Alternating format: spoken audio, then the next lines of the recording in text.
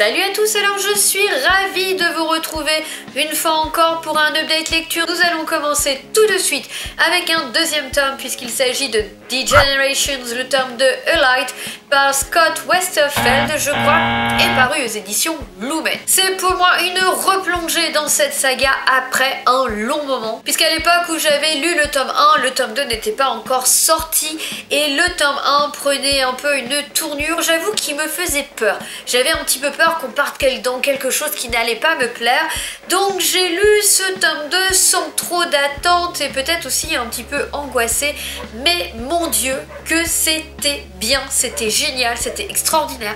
Ce tome 2 fut un véritable coup de cœur et j'attends le tome 3 avec impatience. Alors il va falloir que j'essaye de vous parler du tome 2 sans vous spoiler le tome 1. Donc en fait dans le tome 1 on va rencontrer plusieurs jeunes qui sont enfermés dans des cercueils, qui vont réussir à sortir, qui ont tout oublié jusqu'à leur nom. Leur nom, ils le connaissent parce qu'il est inscrit sur la face des cercueils. La seule chose qu'ils se souviennent, c'est qu'ils ont 12 ans. Enfin, apparemment, ils ont 12 ans. Difficile pour ne pas vous spoiler, ils vont donc errer un petit peu dans des sortes de tunnels et essayer de trouver une sortie. Évidemment, ça ne va pas être aussi simple et ça va être rempli de dangers. Et en fait, dans ce tome 2, donc les groupes de jeunes vont essayer de quitter dans ce deuxième tome les longs couloirs étroits dans lesquels ils ont erré, l'endroit dans lequel ils étaient. Et en fait, ils vont arriver dans un nouvel endroit. Je peux pas être plus précise, sinon je vous spoilerai. Ce nouvel endroit, c'est comme un nouveau monde qui apparemment est en ruine. Mais ils vont très vite se rendre compte que cet endroit est peuplé de créatures plus ou moins dangereuses. Et il va leur falloir survivre, il va leur falloir apprendre à connaître ce monde, etc. Et du coup, tout est basé sur la survie de leur peuple, sur la survie de leur groupe, pardon, essayer de découvrir où ils sont et comment ils peuvent faire pour survivre, etc. Alors le seul petit bémol ici, c'est qu'on a le personnage de M, qui est le personnage principal du tome 1, et qui finalement va être un petit peu leur chef entre guillemets. C'est un petit peu un point qui me dérange ici, c'est son côté chef justement. Elle est un peu c'est moi le chef, j'ai toujours raison, ferme ta gueule, obéis-moi. Et j'avoue que son caractère m'a quand même un peu gonflé dans le tome 2. C'est vraiment le seul point négatif de ce tome 2, c'est que des fois j'avais envie de la baffer, voire de la balancer de très très haut pour qu'elle crève parce que j'en pouvais plus. Voilà, c'est... Elle n'est pas vraiment autoproclamée chef, on est d'accord, mais bon, c'est pas une raison, des fois elle m'agaçait, voilà, c'est le seul point négatif. À part cela, c'est un roman qui est extraordinaire, qui a une atmosphère extraordinaire, qui a un univers extraordinaire, qui a une plume, enfin tout était génial, j'ai été complètement happée par cette histoire, ça a été un véritable coup de cœur, j'ai donc du coup tout de suite acheté la suite. Et en tout cas le premier tome avec ces gosses qui sont enfermés dans un endroit qu'ils connaissent pas, son souvenir, etc. Pourront plaire aussi à tous ceux qui ont aimé le livre comme le labyrinthe.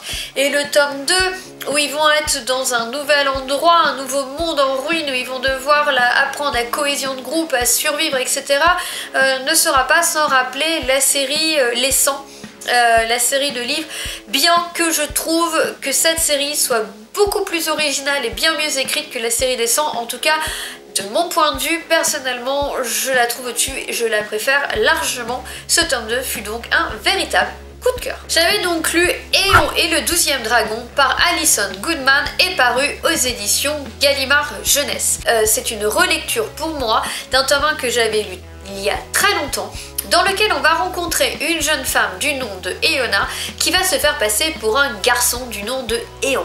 Je ne vous spoile rien puisqu'à la relecture, je me suis rendu compte qu'on le sait dès les premières pages. C'est vrai que lors du Spring Flower Challenge, j'osais pas trop vous le dire, mais en fait ça n'est pas un spoil, vous le savez directement. Alors ici, j'ai voulu relire ce tome 1 parce que ça faisait très longtemps que je l'avais lu et que j'avais envie de savoir un petit peu de quoi parler l'histoire parce que j'avais jamais lu la suite, mais j'avais aucun souvenir. Donc je me suis dit, bon, c'est très rare que je fasse des relectures, mais là, en l'occurrence, je me suis replongée dans cette histoire. Alors je pense que ce qui m'avait gêné dans le tome 1 la première fois, c'était que en effet, on trouve des longueurs dans ce livre, mais cette fois-ci, je me suis accrochée et je pense pouvoir dire quand même que j'ai bien fait. Dans cet univers, les personnages dans l'ensemble sont ok, ils sont plutôt attachants, même si je dirais que le personnage d'Éona Et je peux pas dire qu'elle manque de caractère parce qu'elle se fait quand même passer par un garçon. Elle risque la mort pour ça. Mais quelquefois, elle se rattache beaucoup à son maître et on a envie qu'elle prenne plus d'initiative et de décision. Après, elle est jeune, donc ça correspond plutôt bien, mais j'avoue que du coup, ça fait manquer un petit peu d'action, malheureusement, c'est arrivé. Quant à l'univers, il est complètement génial et on sent qu'on ne fait qu'effleurer son potentiel dans ce premier tome, et le deuxième tome qui est beaucoup plus gros, je sens que, voilà, là on va vraiment rentrer dans le vif de l'univers et j'ai vraiment hâte, parce qu'en plus on a une auteure qui est ultra documentée, qui nous offre une sorte de Chine fantasmée, peut-être une Chine matinée d'un peu de Japon fantasmé, mais on sent quand même que c'est ultra documenté, ce qui à la fois est une force et une faiblesse. Je m'explique. C'est une force parce que ça crédibilise énormément l'univers d'être aussi documenté, même si ça reste un univers de fantasy, ce n'est pas notre univers, mais d'un autre côté, c'est aussi une faiblesse, car malheureusement, elle se perd dans des descriptions bien trop longues et bien trop lourdes, comme par exemple les différentes portes du palais, à quoi elles ressemblent, le nombre de combien, qui vont l'emprunter, etc. Alors c'est bien d'avoir des descriptions et tout, pour pouvoir se plonger dans le contexte, se plonger dans l'univers, mais là on en est rendu à un tel point qu'on ne plonge plus, on se noie carrément. Et sincèrement c'est dommage parce que du coup je me suis ennuyée sur certaines parties du récit malgré la richesse de l'univers, malgré la richesse des événements, parce que l'histoire est vraiment géniale, ça il faut pas se le cacher. On a aussi un peu trop de descriptions au niveau de la politique. Par exemple, si vous voulez, en fait, Eona va se faire passer pour un garçon, puisque vous avez les 12 dragons qui correspondent au signe astrologique chinois, et chaque année, cette année c'est l'année du rat, le dragon va choisir un apprenti qui, 12 ans plus tard, quand ce sera de nouveau lui l'ascendant, l'apprenti deviendra ce qu'on appelle l'œil du dragon, et donc les yeux du dragon ont énormément de pouvoir au niveau de la politique, et donc en fait Eona va essayer de devenir apprentie du dragon rat, sauf qu'elle doit se faire passer pour un garçon, puisque seuls les garçons normalement peuvent être choisis et ont les pouvoirs nécessaires pour voir les dragons, puisque ce sont des dragons magiques, tout est empreint de magie. Donc tout ça est assez extraordinaire, mais je dirais l'autrice va se perdre trop longtemps dans la politique, les yeux du dragon, où elle va passer trop de temps à décrire leur caractère, leurs différentes allégeances, leurs descriptions physiques, etc. Voilà, j'avoue que tout ça des fois m'a un petit peu perturbée, mais la deuxième partie, et je dirais surtout le dernier tiers du roman, change complètement. Parce que en fait on part dans de l'action pure, on n'a plus du tout le temps de s'ennuyer, on n'a plus du tout le temps pour les descriptions, et c'est à tel point que les 250 dernières pages je les ai lues d'une traite et j'ai terminé le roman à 4 h du matin, alors qu'il y avait toute une partie du roman où voilà, j'étais un peu poussive dessus et j'avais tendance à le laisser de côté. C'est donc une lecture qui vaut le coup de s'accrocher malgré les descriptions et les longueurs, parce que sincèrement le folklore, l'univers, le scénario va largement le détour. Dynamisme et action arrivent en renfort sur la deuxième partie du livre, et si le tome 2 reste dans cette lignée, ça va être excellent.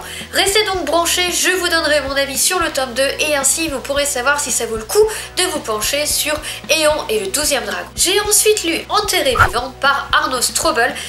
Je ne pourrai plus vous dire exactement quelle est la maison d'édition puisque moi j'avais l'édition France Loisirs.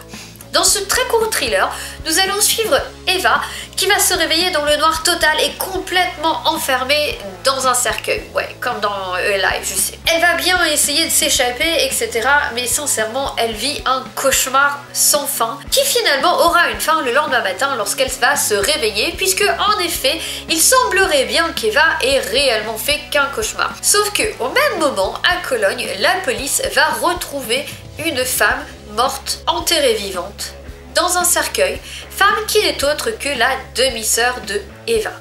J'ai beaucoup aimé ce thriller que je pourrais qualifier de psychiatrique entre guillemets, puisque en effet tout se joue sur la psychologie des personnages. Je veux dire, à partir du moment où vous commencez à enfermer des gens vivants dans un cercueil, faut quand même avouer qu'à la base vous avez certainement quelques troubles psychologiques.